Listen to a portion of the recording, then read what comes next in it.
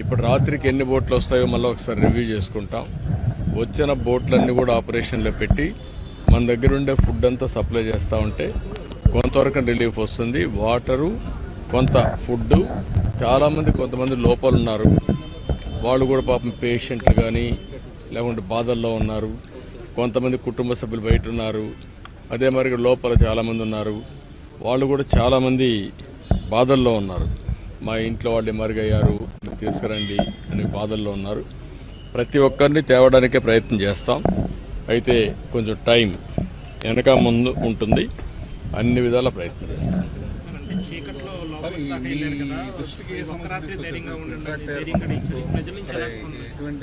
ఇప్పుడు నేను ఒక ఇంటికి వెళ్ళాను, ఆ ఇంటి కూడా నిలబడుకొని అందరినీ మాట్లాడాం కొంతమందితో దారిలో.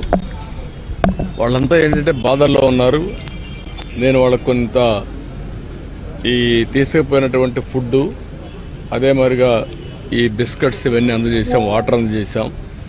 చాలా హ్యాపీగా ఫీల్ అవుతున్నారు. కష్టంలో ఉన్నప్పుడు వాళ్ళ ముఖంలో ఆనందం, ఒక ధైర్యం వచ్చింది.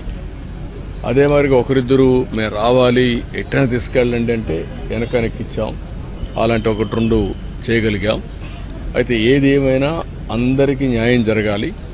ఇది కంటిన్యూగా నిరంతరం శ్రమ చేసి ఈ కష్టకాలంలో వాళ్ళ ఆత్మస్థైర్యం దెబ్బతినకుండా వాళ్ళని ఏ విధంగా తీసుకురావాలనో అన్ని విధాల ప్రయత్నం చేస్తాను. రాత్రి కూడా ఆ పని చేస్తాను. 2-3 స్ట్రీట్స్ లో కూడా వెళ్ళారు కదా సార్ బోట్ వేసుకుని, ఏం చెప్పారు? బోట్ వేసుకొని వెళ్ళిన తర్వాతనే నేనే తీసుకుపోయి ఫుడ్ కూడా, భోజనం, బిస్కెట్స్ అవన్నీ ఇచ్చాం. ఇస్తే చాలా హ్యాపీగా ఫీల్ అయ్యారు. మంచినీళ్ళు కూడా ఇచ్చాం. దాంతో కూడా వాళ్ళలో చాలా ఆనందం కనపడింది. ఇంకా రాత్రికి ఎంతవరకు వీలైతే అంతవరకు నీళ్లు పుష్ చేయాలి, ఎంతవరకు వీలైతే అంతవరకు ఫుడ్ కానీ ఇవ్వగలిగితే కొంత రిలీఫ్. అందరిలో అక్కడి నుంచి బయట రావాలని కోరుకుంది. కొంతమంది పేషెంట్లు ఉన్నారు, పిల్లలు ఉన్నారు, కొంతమంది యంగ్స్టర్స్లో కూడా కిడ్నీ పేషెంట్లు ఉన్నారు. చాలా అది విన్నప్పుడు ఒక్కొక్కరికి ఒక ప్యాథటిక్ స్టోరీ ఉంది. వాళ్ళందరినీ తీసుకురావాల్సిన బాధ్యత ఉంది. నేను చాలా సైక్లోన్స్ చూశాను, ఒక్కొక్కటి ఒక్కొక్క రకంగా ఉంటుంది.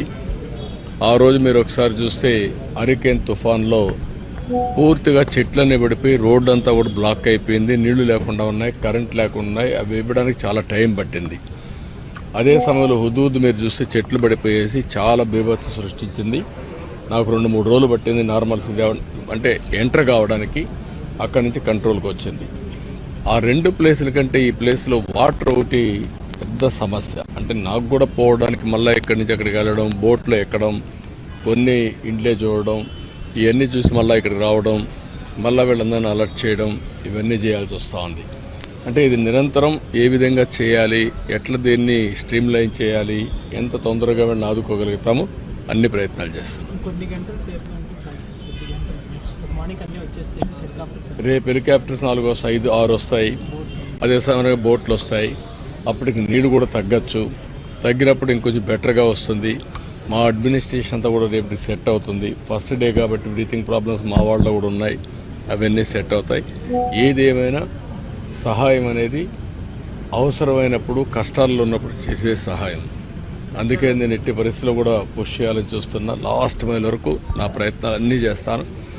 మనసు బాధపడుతుంది వాళ్ళు చూసినప్పుడు, చాలా గుండె తరక్కపోతుంది.